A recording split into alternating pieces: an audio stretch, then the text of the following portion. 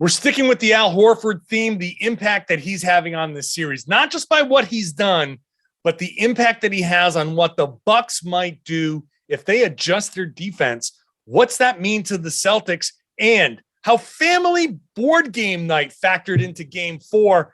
I promise I'm going to explain that right now on the Locked On Celtics podcast. Be ever ready. Recognize the city of champs. Boston, baby, we do what you can't. Locked on number 18, Tatum and Brown, J-team, step back. We gon' wet that and slay teams. Of course the Celtics, who else could it be? Screaming like KG with the Larry O.B. Karalis above average, assessing the team status. Best daily pod, no cap, salary matching. Clutch like Bird the DJ, keep John on replay. Prime time, dapping up the truth on the sideline. Raining J's, how it started, raising banners, how we finished. Locked on Celtics pod, home of the winners. B. Hey there, welcome back to the Locked On Celtics podcast. Thank you for making this show part of your daily routine and your first listen every day. Very, very happy to have you on board, and so many of you hopping on for the ride here throughout the playoffs. Thank you so much. If you've stumbled onto the show on YouTube because the algorithms spit the show onto your feed, hopefully it makes you subscribe.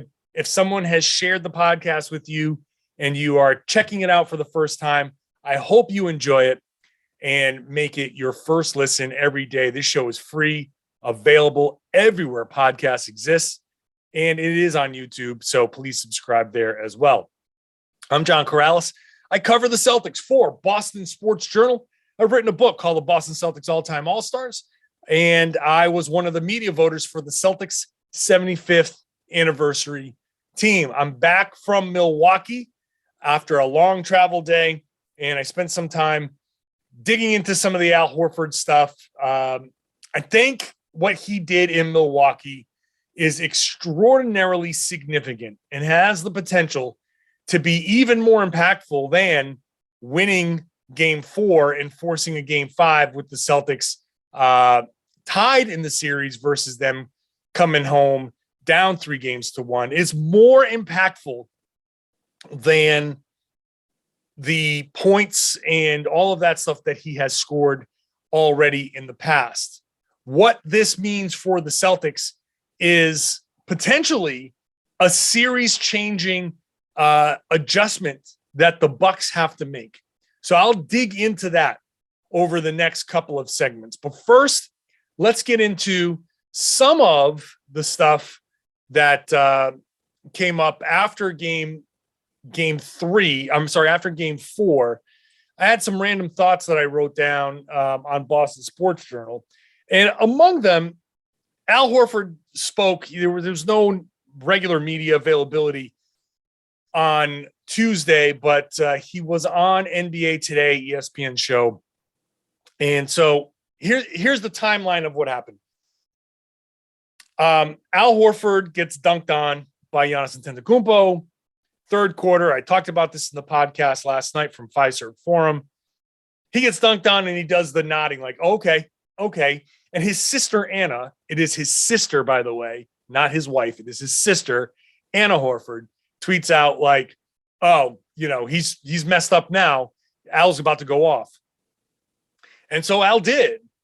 And so that tweet just blows up. It's being mentioned everywhere.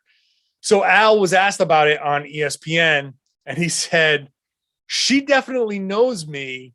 And she's seen this kind of face that I've made from family board game night. I'm not kidding. That it's from family board game night that she has seen him get angry, which is just about the most wholesome thing that Al Horford could say. Like, as if Horford, like, what can I say about this? This dude is like a complete breakfast. He's like brand cereal. He's just like wholesome and like a little bit boring in a great way. I mean, in a complimentary way. I mean, here's a dude who is a great NBA player who will be in some consideration for the Hall of Fame. That someone brought that up on Twitter. And there will be some debate over whether he is or he isn't. He's a borderline guy, borderline case. which I right now would tend to say kind of no, but regardless, we could debate that. But my point is, he's a great player. He's made a ton of money. He's married to a former Miss Universe. If anybody deserves to have swag and attitude and like, you know, a little bit more, it's Al Horford. But he's just like, no, I'm just the dad. We play family board game night, and I get pissed off sometimes. And yeah, my family sees that. Like, how do you even equate that to Giannis dunking on you, you getting pissed, and then you getting revenge on him by dunking him and smashing him in the face and like yelling at the crowd at the Fiserv Forum? Just wild. I just love I just loved that was how he equated that, and how he knew Anna knew about his kind of emotional, how pissed off he really, really was. So that was that. I don't think I got into the Ime Udoka as far as his coach of the year voting, that he finished fourth. And I feel like I wanted to mention that as well here. Monty Williams won, which we knew. Taylor Jenkins was second with Memphis, which we kind of expected. Eric Spoelstra with Miami was third. All very valid cases. Obviously, we've talked about Monty Williams. Thought Monty was going to get it. I think there was some correction of a mistake last year. Tom Thibodeau won it and did a great job with the Knicks, but I think the Knicks collapsed this year while the Suns were also just great again. I think that hammered home, I think, with some of the voters, like, oh yeah, we kind of made a mistake. So I knew Monty was going to win. Memphis winning, and especially winning a bunch of games without John Morant, made Taylor Jenkins an obvious candidate. Spoelstra is just a perennial candidate, but I mean, he's starting Max Strus and, you know, Gabe Vincent and getting production out of those guys. So, and they're winning because of these guys. So that makes sense. All right, I get it. Then Ime's fourth and actually got more third place votes than anybody, which is not insignificant. I just want to highlight that Ime was considered so highly in this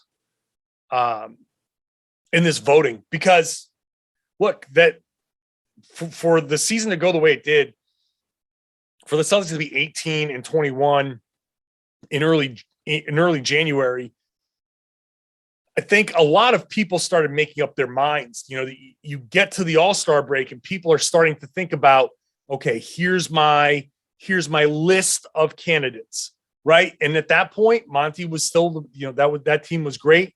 Memphis was good and getting better. Miami was still near the top. So, you know, Spoelstra has his reputation for sure. No one even considered Ime Udoka around the All-Star break. Like, okay, the Celtics made a nice little run. That's cute, whatever. The fact that he got this team to turn it around the way they did and pass people like JB Bickerstaff in Cleveland had a case for a long time, and yet Cleveland fell off. You could have easily argued that the injuries were the case and that Bickerstaff deserved more attention than that. Jason Kidd in Dallas, like, we clown Jason Kidd a lot, but the Dallas story, it's so funny that Jason Kidd, this is about reputation here. Jason Kidd has a pretty strong history of like, he's not that great. But honestly, the Dallas and Boston stories were pretty damn close. Like, you could, without speaking in specifics, speak in generalities, and the story of early season troubles, January struggling, all of a sudden, you know, they behind a stout defense turned things around and made a real run. And in the second half of the season, we're one of the best defensive teams. And behind a star that was making his case for MVP, they really turned it around and made a real run. That also applies to the Dallas Mavericks. So that Jason Kidd was way behind and only had 9 points to Ime's 46 was interesting. Ime is building this reputation. For him to get those votes right away in his first year with this turnaround and everything, I'll just say that I think if Boston is a top 2 or 3 team next year, if they're a 50-plus win team next year, I think that Ime wins Coach of the Year. Unless something wild happens like the Sacramento Kings win 55 games and then Mike Brown's going to have to win it. But I think Ime, especially if the Celtics if the Celtics win this series and get past Miami or Philly. Miami won on Tuesday night, so they lead the series 3-2. Philly's on the verge of being eliminated. But if the Celtics get through and get to the NBA Finals, or if they win a championship, then Ime's definitely – if they win a championship this year, give Ime Udoka the Coach of the Year next year, because that's going to be a retroactive award for sure. All right, let's get back into I wanted to get to those things first because I almost forgot about caught up in all the game stuff, forgot about the Ime Udoka Coach of the Year stuff. And I just thought the board game thing was hilarious. I had to start with that. Let's get into the nitty gritty. Let's get into the Al Horford stuff. Let's look at the impact that his performance in Milwaukee will have on the Celtics, because it will have a strong impact. It'll have as strong an impact as Athletic Greens AG1 will have on you when you start taking it like I do every morning. I use it every day because I've mentioned this before. When I'm traveling, I'm on the road, it's hard to get that nutrition. You're on the run, you got to smash a breakfast sandwich, on the way to a bus or a plane. It's hard. So with AG1, you get 1 scoop, you put it into 8 ounces of water, and you get 75 high-quality vitamins, minerals, whole food sourced superfoods, probiotics, adaptogens that start your day right. You're really getting the types of nutrients into your body that your body needs, but without all of the crazy pills, in a form that your body's actually going to absorb. So it's a small micro habit with big benefits. It's the one thing you can do every single day to take great care of yourself. I mean, like I said, your body needs this, and you're investing in all-in-one nutritional insurance that costs you less than $3 a day. So instead of the cold brew habit, because you're kind of lacking energy and maybe you're not sleeping well, add this to your diet, because that will help you get more energy because your body's being fueled and you're sleeping better. Athletic Greens has over 7,000 5-star reviews. It's recommended by professional athletes, trusted by leading health experts, and it's a climate neutral certified company.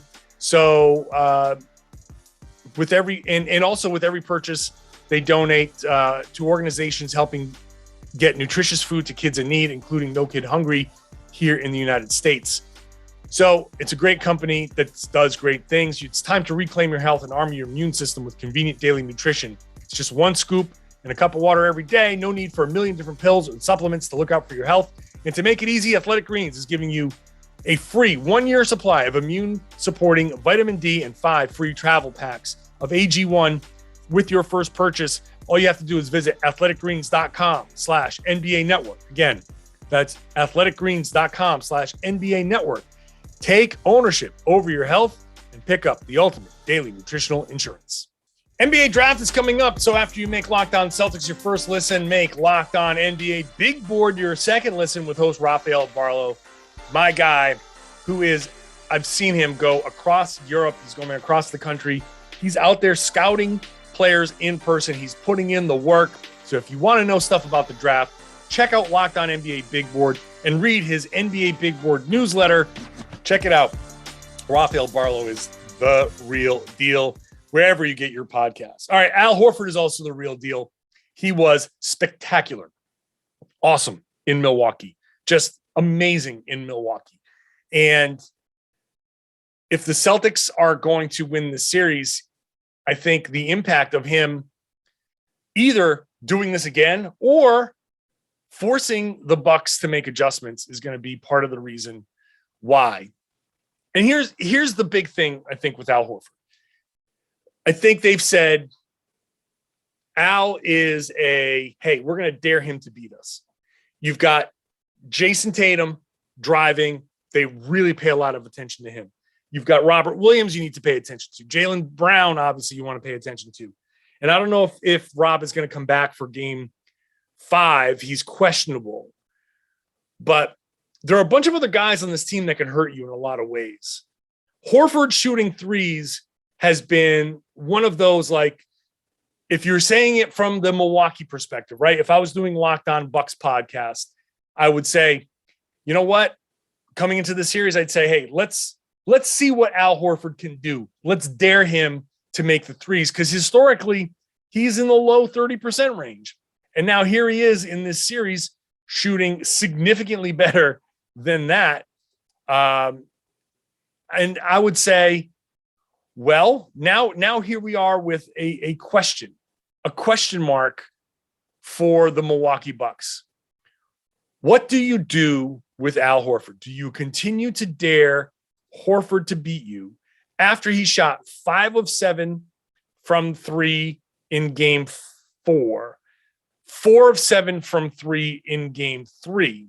Now you have the 1 of 5 in there in game 2, but they won that game.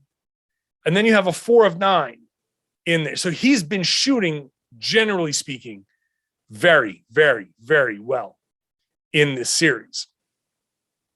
Do you dare him to keep going, or do you adjust? And how the rest of this series goes depends on what Milwaukee says.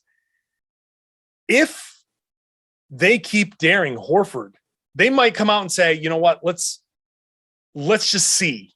But they're coming back to Boston, and I don't know if they can afford to let just see. You know what I mean? Like, Budenholzer can say, let's give it another half. Let's give it another quarter and keep playing. Just keep doing what we do. Keep playing that drop coverage. And if they want to run pick and pop, let's just see if Horford can go out there and keep hitting those threes. And then you have a backup plan to say, all right, we're going to switch to this. We're going to start doing this now.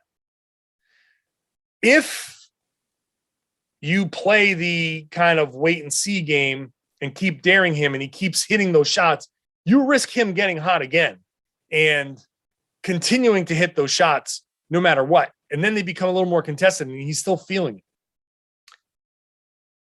The other option is you adjust how you're defending him, which means instead of playing a drop coverage, you have two choices.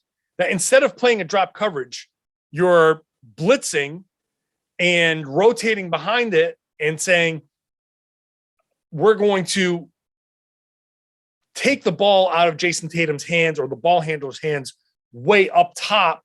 So when he gives the ball up, there's either going to be somebody in the passing lane or we're going to be on top of Horford when he gets the ball.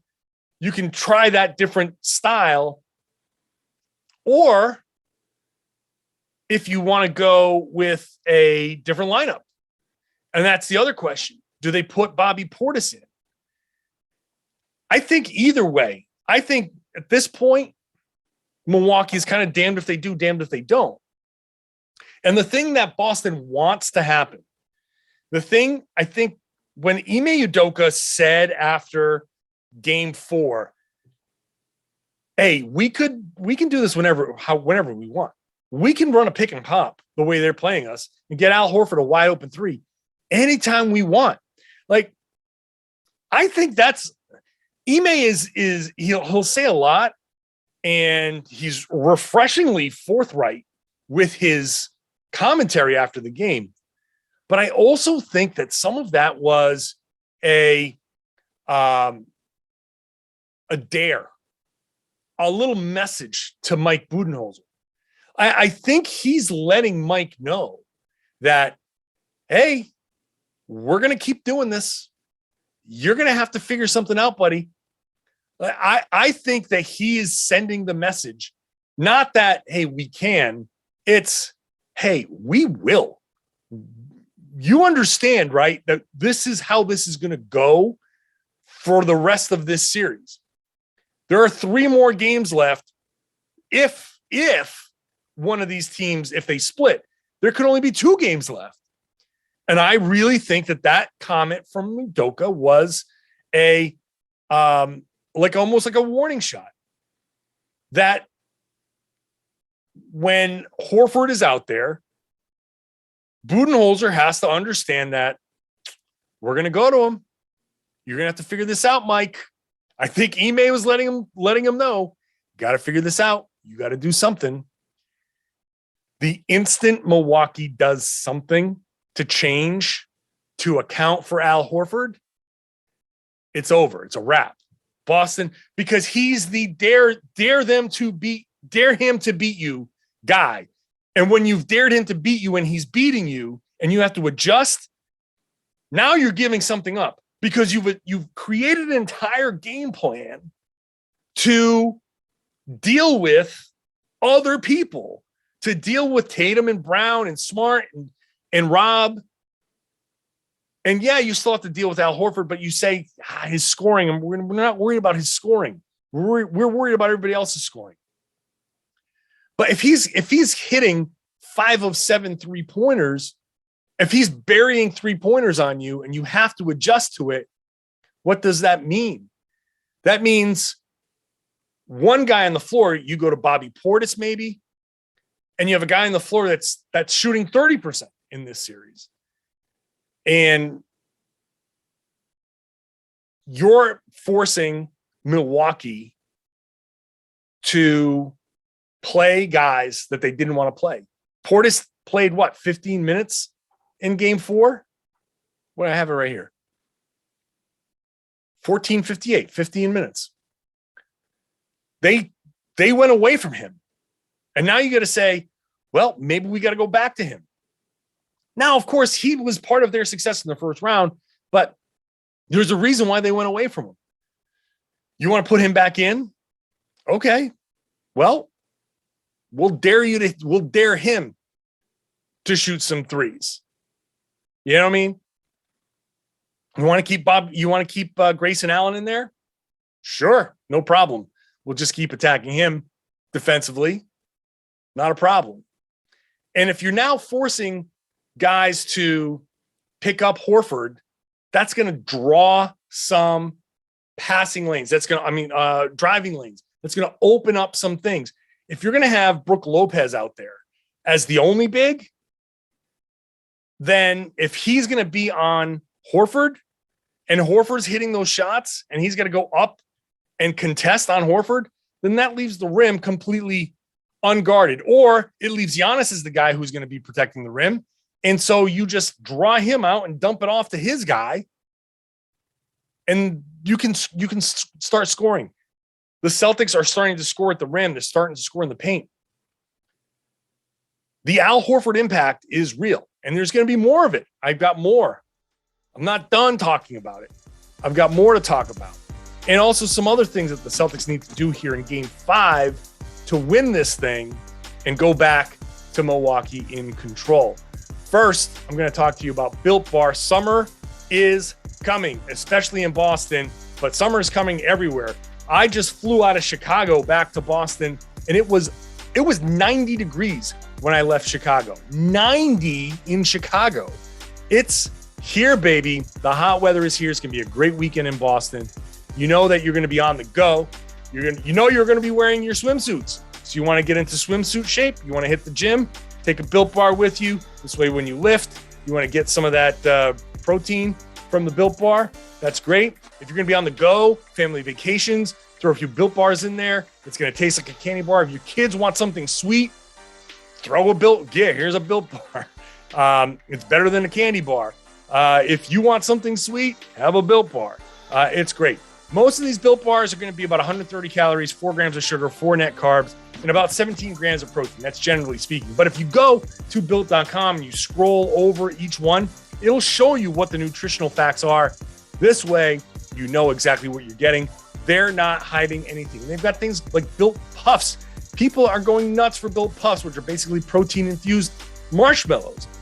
People like marshmallow candies all the time. Built Puffs are great and also healthy for you. Go to built.com, check them out, and see which ones you might like. Use the promo code LOCKED15 when you're there. LOCKED15 is going to get you 15% off your order every single time. 15% off at built.com with the promo code LOCKED15. You know, I'm waiting for Robert Williams to have the Robert Williams game. Now, obviously, he didn't play in game 4. We'll see if he plays in game 5. We'll see what the Celtics do. If they feel like, you know, it might be a case of if they feel like, hey, you know what? We don't need him. We can do fine with what we've got. And we're going to let him heal up a little bit more.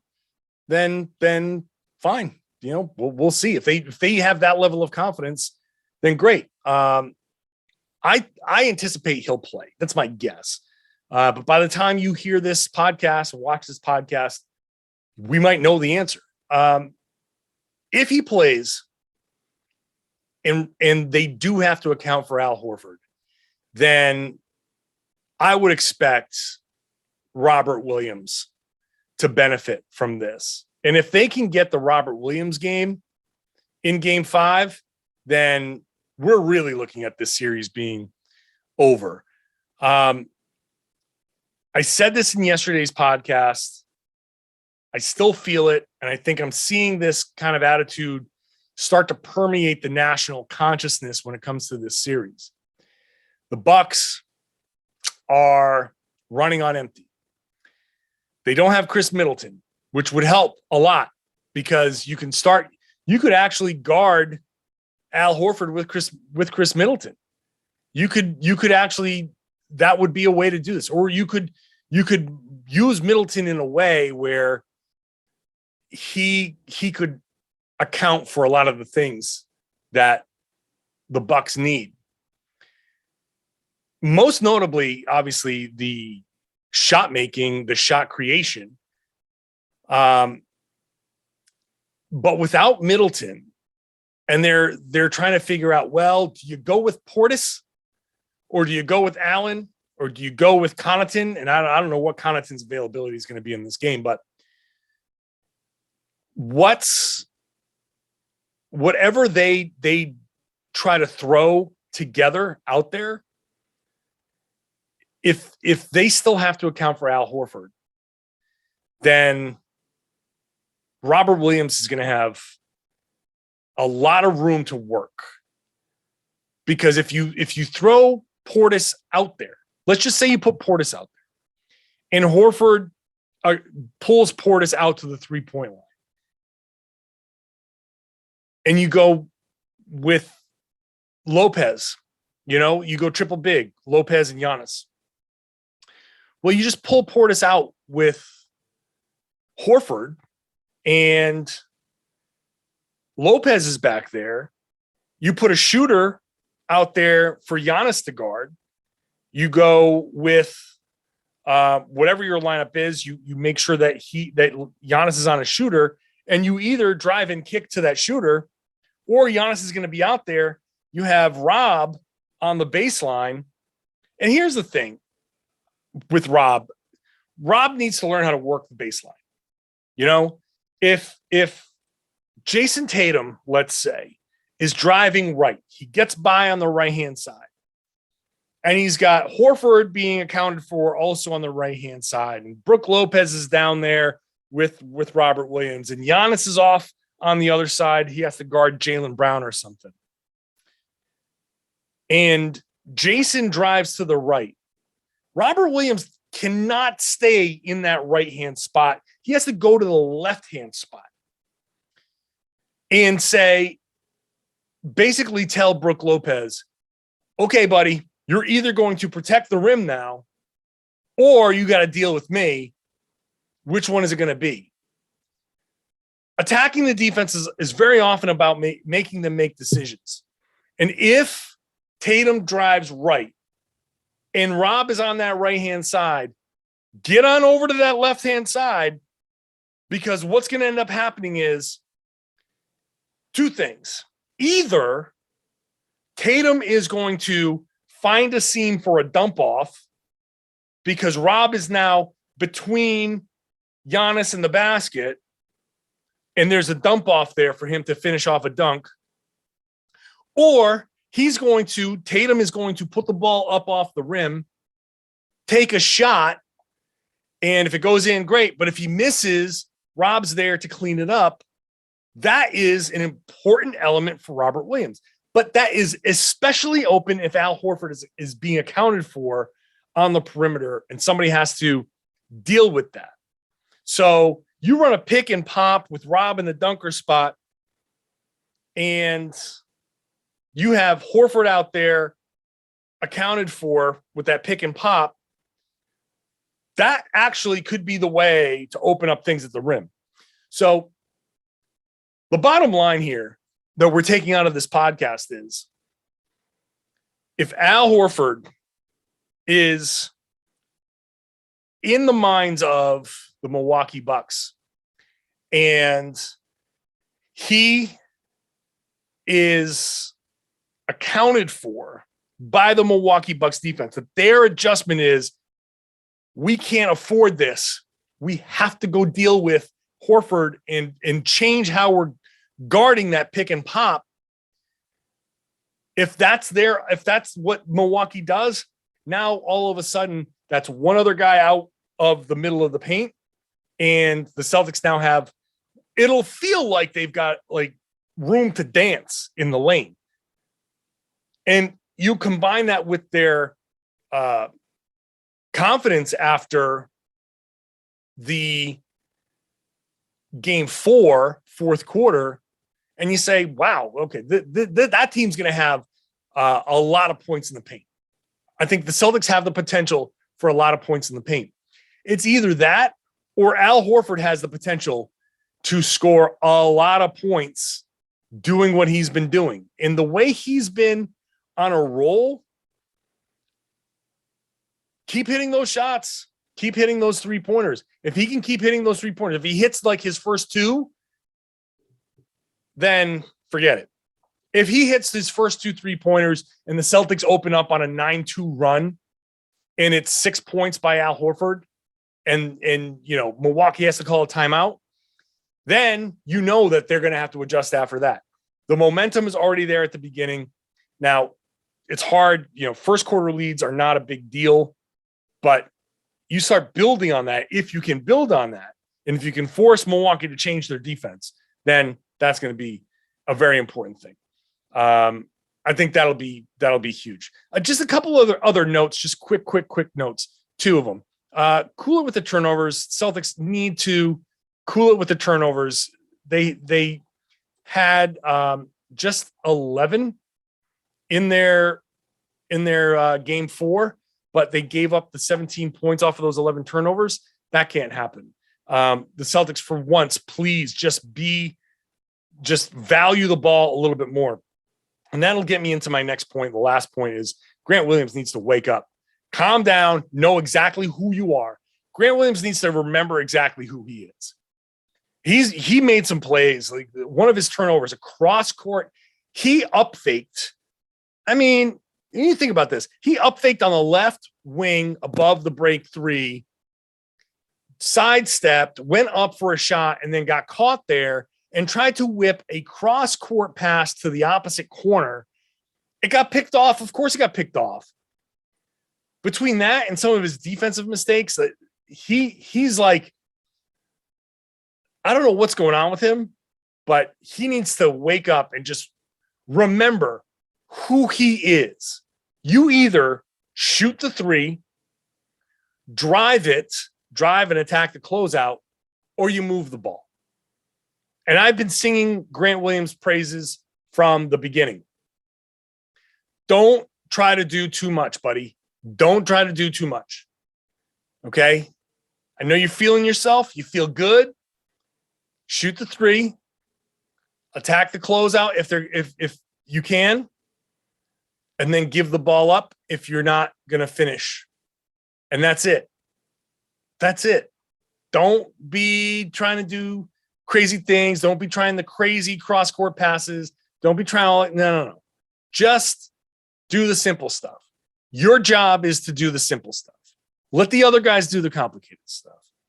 And that will help cool it with the turnovers. But he's not the only one with the turnovers. Everybody's responsible for the turnovers. Celtics need to value that damn ball. If you can cut those turnovers down, if you can keep Milwaukee's points off of turnovers down below 15, if you can keep it to like 12 or 10, you're going to win the game. Simple. Because that's tied to Giannis and his assists. You can keep Giannis. I'm willing to bet that if the Celtics give up, let's say, less than 12 or fewer points off of turnovers, that Giannis will end up with, like, I'll say, fewer than 5 assists, 4 or fewer, because he gets a lot of his assists in transition. So limit that. Play within yourself.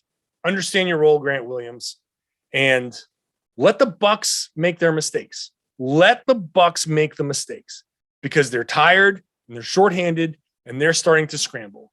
The momentum is with Boston. It's pretty obvious that Boston has the upper hand. It seems like they have control of this series. Just got to come out there now, do what they do best, move the ball. And if you force Milwaukee to account for Al Horford, and if you can keep those turnovers limited, and your role players can play within themselves and just play their roles, should be an easy win. Should be a 20-point win. And I say that like it could be like a 5-point game going into the fourth quarter, and it could end up being a 20-point win. We'll see. I'll be back after the game. So that's a Wednesday night. This is the Wednesday podcast. So Wednesday night after the game will be your Thursday podcast. They are off on Thursday, so I'll have a Friday podcast for you, kind of recapping things and looking forward to Game 6. And then I'll have a Game 6 podcast for you, bonus podcast. Whenever there's a game, I will have a post-game podcast for you. So make sure you're subscribed wherever you get your podcasts, and watch the show on YouTube.